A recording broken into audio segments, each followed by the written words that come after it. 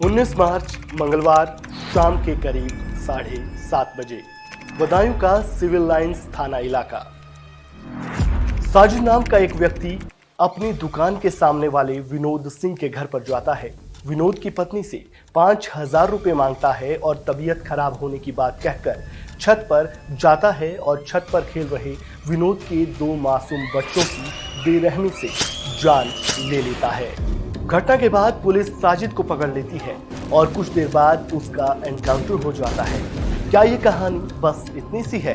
नमस्कार, मैं हूं राजेश शर्मा और आप देख रहे हैं वन इंडिया हिंदी। इस वीडियो में हम बदायूं कांड के बाद पैदा हुए उन सवालों को टटोलेंगे जो 2 मासूम बच्चों का परिवार पुलिस प्रशासन से पूछ रहा है।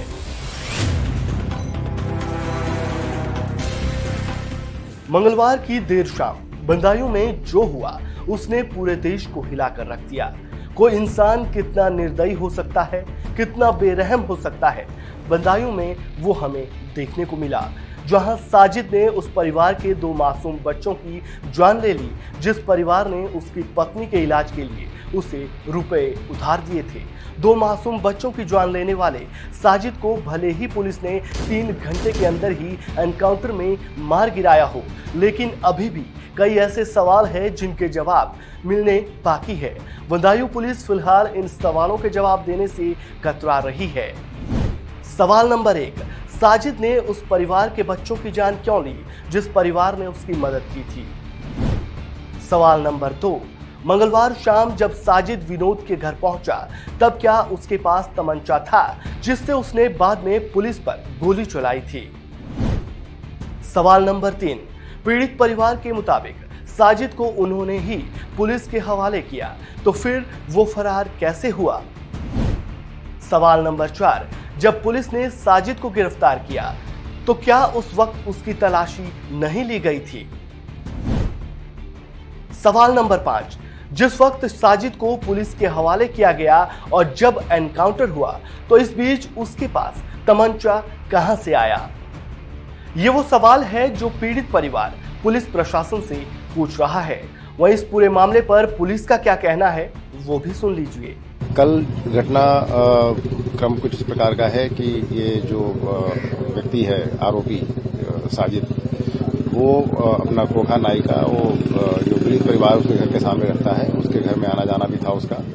और कल शाम को 7:30 बजे ऐसा बताया गया है कि वो सीढ़ियों से घर में आया और ऊपर छत पर सीधा चला गया। जाकर के वहां उसने जो दोनों बच्चे खेल रहे थे उन पर आक्रमण किया और दोनों बच्चों की हत्या कर दी। और वहां से फिर नीचे निकल के आया और जब वो जाने लगा तो भीड़ ने उसको पकड़ने की कोशिश की, लेकिन भीड़ से निकल के वो भाग गया। पुलिस को सूचना मिलते ही पुलिस ने मौके पर पहुंच करके स्थिति को संभाला और जब ये पता चला कि वहां से भाग गया है तो उसकी तलाश में टीमें भी निकाल दी गई। थोड़ी देर के बाद ही सूचना मिली कि शेखुपुर के जंगल में ब्लड स्टेन कपड़े, जो बच्चों का जो खून लगा था उस तरह के कपड़ों में कोई व्यक्ति भाग रहा है।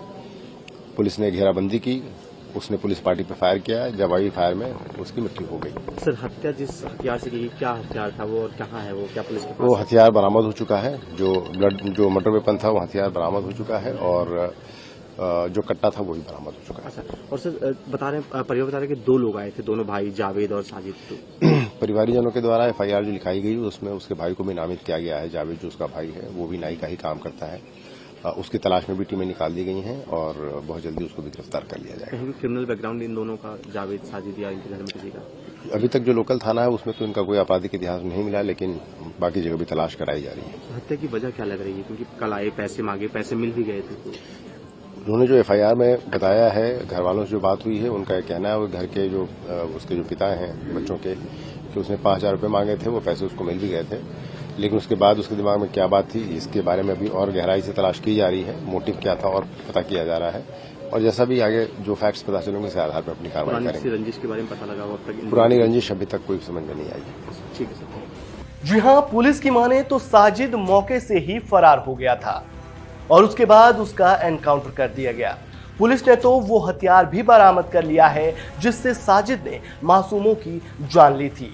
वहीं इस मामले में साजिद के भाई जावेद को भी आरोपी बनाया गया है जो अभी फरार चल रहा है। पुलिस उसकी तलाश में जुटी हुई है। ये थी इस मामले से जुड़ी अब तक की पूरी अपडेट। अब इस मामले की पूरी सच्चाई क्या है ये तो जांच पूरी होने के बाद ही पता चल पाएगा। फिलहाल इस वीडियो में इतना ही।